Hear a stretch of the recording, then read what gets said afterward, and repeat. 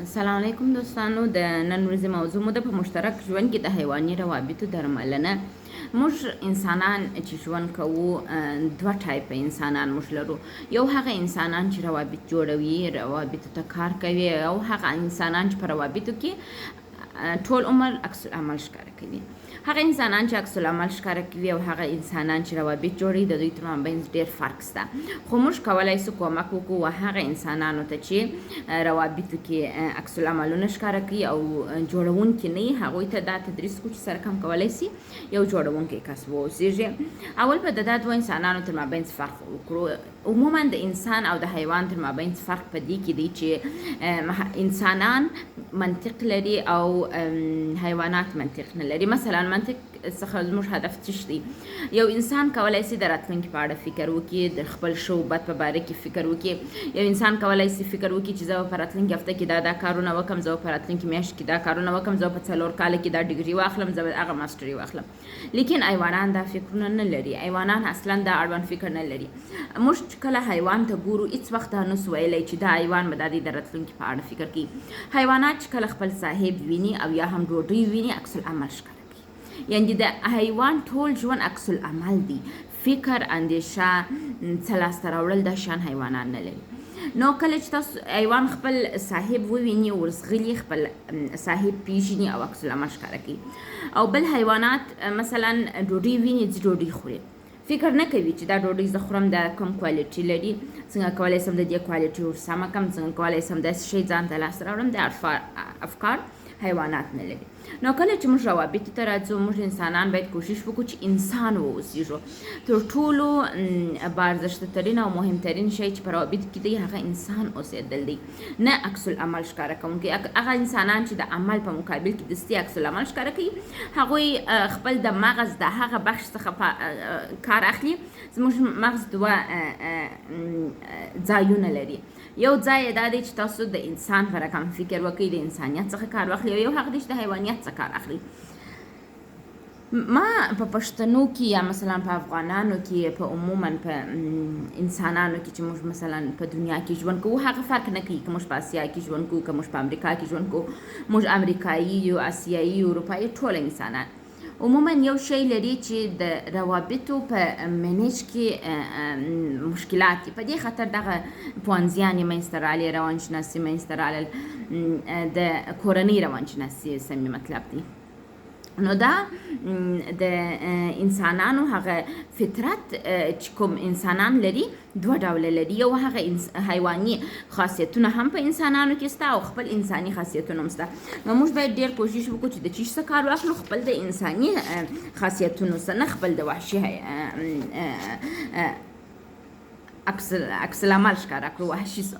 تاسو به ډېر داسې انسانان لیدلي. موږ اکثره وخت په پښتنو کې چې موږ دوی موږ په پښتنو کې په کورو کې غټ مشکل چې لرو، افراد د رواني ناروغي لري او د رواني ناروغیو تداوي نه کوي، تداوی نه کیږي. دا کسان چې کوي عموما زه خپل محصلینو ته یا مثلا په صنف کې وایم چې موږ اکثره وخت روابط د وسواس ناجوړي څخه خرابېږي. اکثره کسان د وسواس ناجوړي نه لري او د وسواس ناجوړي ډېره اسانه نیسي، جدي نه نیسي، دوا یې نه خوري. در حال چې وسواس داسې یو ناروغي ده چې باید د هغه دپاره مسلسل توګه دوا وخوړل شي. بعضې انسانان فکري وسواس لري، بعضې انسانان فزیکي وسواس لري، بعضې انسانان د خواپاکي سره وسواس لري، بعضې انسانان عاطفي وسواس لري. وسواس هغه شی دی چې زموږ روابط را خرابوي. نن چې دا کوم خبرې زه تاسو ته کوم دا هغه کسانو ته نه دي متوجه چې مثلا هغوی یا بایپولر ناجوړي لري یا ډېر جدي د اعصابو ناجوړي لري چې هغوی د دماغ کیمیاوي حالت تغیر کوي په هغه حالت کې چې دوی بد سي نه یا مثلا بد کوي. خو هغه کسان چې نورمالې ناجوړیانې لري دوا وخوري، هغوی باید دا زده کړي چې موږ چې شو کو په ژوند کې د نورو انسانانو ژوند د ځان سره خراب نه کړو یا د پر چا باندې ډېر سلطه ونه کړو لکه یو حیوان رقم عکس العمل ښکاره کوو. وایي هغه کسان چې حیواني روابط لري، مثلا پر نورو چغې وي، پر نورو نارې وي، د زور په توسط هر څه لاسته راوړي.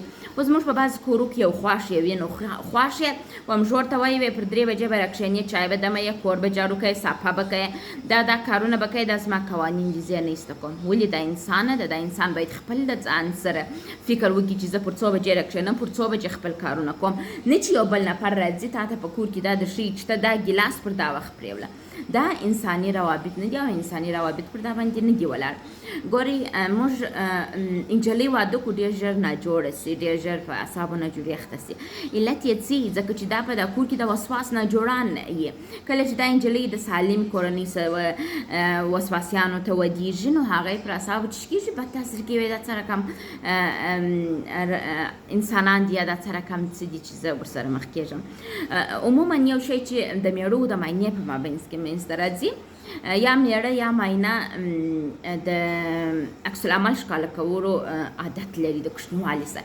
دا عادتونه موږ باید ترمیم کړو، باید تداوی یې کړو، نه دا چې هغوی ته وده ورکړو. ګورئ وایي تاسو د دې دپاره چې یو ښه روابط جوړونکی واوسېږئ، کوشش وکړئ او په دې پوه سئ چې تاسو یو سویچ لري، یو سویچ لري چې پورته یې کې عکس العمل ښکاره کوي، چې کښته یې کې روابط جوړوي، سازنده کیږي، کار کوي، تر څو چې ونه سي، جنگ جوړ نسي، یو بل ته غلطي خبرې ونه کړو. بعض انسانان کنټرول کوي، بعض انسانان یې چاته ښکنځل کوي، بعض انسانان یې غلطي خبرې کوي. دا ټوله باید چې شکي زده کړي چې تاسو کولی سئ دا روابط شکئ، سازنده یې کړئ، جوړ یې کړئ. وایي موږ باید فرصتونو څخه استفاده وکړو. هره ورځ موږ په لکهاو، په سلهاو، په لسهاو فرصتونه لرو، تر څو وکولی سو چې وکړو موږ جوړونکی کس واوسېږو، نه تخریب کوونکی. موږ اکثره پښتانه چې ما لیدلي چې اکثره تخریب کوونکي په روابط کې پر دویمه خبره درامله کوي، وهل هم پسې درکوي. دا هغه شیان دي چې دوی دا نه دي زده چې څه رقم چې وکړي د روابطو ترمیم زده کړي. که موږ روابط ترمیم کړو، اعصاب به مو ارامه وي او ټولنې کې به د رواني ناروغیو سطحه ټیټه سي. وایي کله چې تاسو مثلا د یو څه سره مخ کېږئ، د یو حادثې سره چې غواړئ عکس العمل ښکاره کړئ، ځان داسې احساس کوي لکه تاسو چې 2 انتخابه لرئ، یو ښه انتخاب، یو بد انتخاب. ښه انتخاب چې شته چې تاسو باید نور خپل پخواني فعالیتونه هیر کړئ، دا هیر کړئ چې تاسو دا زده کړي چې د هر شي په مقابل کې عکس العمل ښکاره کړئ، او تاسو باید دا هیر کړئ چې تاسو یو چاته زشت رفتار وکړئ. کوشش وکړئ مثبت رفتار واوسېږئ، د چا په کار کې کار مه لرئ، او کوشش مه کوئ چې یو نفر کنټرول کړئ. وایي دنیا ته یو مثبت دید ورکړه، روابطو ته چې مثبت دید ورکړه، او هغه افراد چې ستا په چارطرفو کې دي هغوی ته مثبت دید ولره. نو بیا ته کولی سي خپل پر خشم باندې، خپل پر عکس العمل باندې بری ترلاسه کړې. بعض انسانان په دې باندې عادت سوي چې عکس العمل ښکاره کړي، او عکس العمل د نورمال انسان کار نه دی. باید بعضې ما جوړ انسانان لیدلي چې ډېر خشنې رویې کوي، دوی دا زده کړي چې موږ چې شو وکړو، سلطهجویي وکړو یا تخریب جوړ کړو. وایي موږ خپل د روابطو کومندان یو. کومندان یو سویچ لري چې لوړ او کښته کېږي، چې تاسو یې لوړ کړئ تاسو کولی سئ روابط سم کړئ، او چې کښته یې کړئ کولی سئ روابط خراب کړئ. وایي خپل بصیرت، خپل ژوند د الله و نصرت ته وسپارئ، او کوشش وکړئ چې نور انسانانو ته هم د افرادو په سترګه وګورئ او هغوی ونه ځوروئ. وایي دا د ډېرو انسانانو د ناکامۍ سبب سوی دی چې په ژوند کې عکس العمل ښکاره کړي. خپل په یو دفتر کې کار کوي، خپل د رئیس صاحب بد راځي، زړه یې غواړي رئیس ووژني. پرېږدئ دا زده کړئ چې د انسانانو سره روابط جوړ کړئ. روابط جوړول هغه وخت کېږي چې تاسو انسانان وپېژنئ. کوشش وکړئ د هغه انسانانو سره چې تاسو ژوند کوئ هغوی وپېژنئ. که یې وپېژنئ بیا تاسو کولی سئ په ډېر اسانۍ توګه پر هغوی باندې په زړه کې لار پیدا کړئ، او وکولی سئ دا هر څه منیج کړئ. وایي هغه انسانان چې روابط جوړوي او روابطو ته کار کوي، هغوی همیشه چې شي دي خوشحاله دي، او هغه انسانان چې روابطو ته کار نه کوي، عکس العمل ښکاره کوي، همیشه خپل په عکس العمل باندې کوشش کوي هر څه کنټرول کړي، هغه چې دي خواشیني انسانان دي او همیشه قرباني کیږي. وایي د روابطو څخه ښه انسانان، هوښیار انسانان ګټه اخلي او عکس العمل لرونکي انسانان قرباني کیږي. نو کوشش وکړئ چې قرباني نه سئ او روابط سم جوړ کړئ.